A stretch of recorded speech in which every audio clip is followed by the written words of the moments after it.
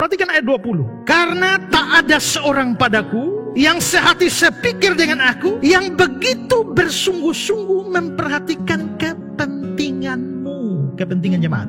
Berarti Paulus bilang bahwa, hey, Timotius ini adalah orang yang bersungguh-sungguh memperhatikan kepentingan kamu, kepentingan jemaat. Tidak mungkin Timotius bersungguh-sungguh memperhatikan kepentingan jemaat kalau dia tidak sayang jemaat ini. Jadi Timotius seperti Paulus adalah hamba Tuhan yang sangat mengasihi jemaat. Ya, terus terang merenungkan firman ini menghantam diri saya sendiri untuk mengoreksi kembali seberapa saya mengasihi dan memperhatikan jemaat yang Tuhan percayakan. Menjadi malu saya ketika melihat Paulus seperti ini, Timotius seperti ini. Terus saya, tapi kita semua mau belajar apa yang salah, apa yang kurang, apa yang minus, apa yang keliru. Kita boleh benahi lagi dalam pelayanan kita. Timotius bukan hanya mengasihi jemaat, lihat relasinya, dia juga mengasihi Paulus. Ini nampak dalam ayat 22. Kamu tahu bahwa kesetiaan Timotius telah teruji, dan dia telah menolong aku dalam pelayanan Injil sama seperti seorang anak menolong bapak. Kalau tadi Paulus sayang Timotius seperti anaknya, Timotius layani Paulus seperti ayahnya, bapaknya sendiri.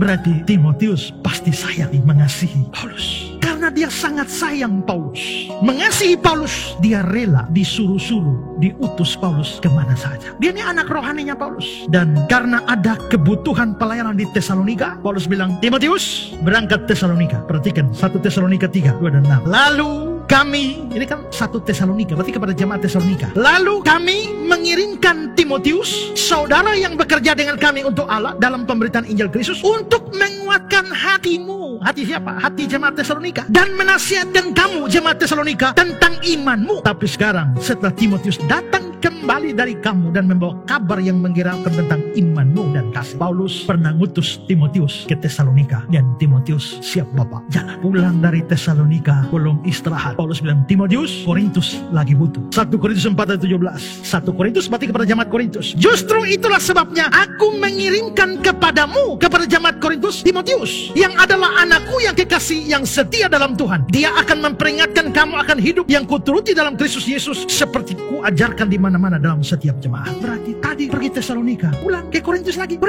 begitu balik lagi, masih ke Korintus lagi, masih lagi, karena kebutuhan. 1 Korintus 16, 10-11. Jika Timotius datang kepadamu, usahakanlah supaya ia berada di tengah-tengah kamu tanpa takut, sebab dia mengerjakan pekerjaan Tuhan sama seperti aku. Jadi jangan ada orang yang menganggapnya rendah, tapi tolonglah dia supaya dia melanjutkan perjalanan dengan selamat, agar ia datang kembali kepadaku, sebab aku di sini menunggu kedatangannya bersama saudara-saudara yang lain. Jadi setelah Korintus, balik lagi, selesai? Tidak. Sekarang Timotius, kamu sudah ke Tesalonika, sudah. Korintus, sudah. Sekarang ke Filipi. Ayat 19. Tapi dalam Tuhan Yesus kuharap segera mengirimkan Timotius kepadamu. Berangkat lagi Timotius. Berarti Timotius ini betul-betul hamba Tuhan militan. Diutus kemana? Ke Tesalonika, jalan. Ke Korintus, jalan. Ke Filipi, jalan. Hamba Tuhan yang taat bapak rohaninya, taat pemimpinnya, tapi juga berdedikasi untuk pelayanan jemaat. Bukan hanya Filipi, Tesalonika dia layani, Korintus dia layani, Filipi dia layani. Jadi kalau ada hamba Tuhan suka melawan pimpinan, ini mesti belajar dari Timotius ini. Ada hamba Tuhan yang nungkurus, itu masih belajar dari Timotius. Tolong ini diubah,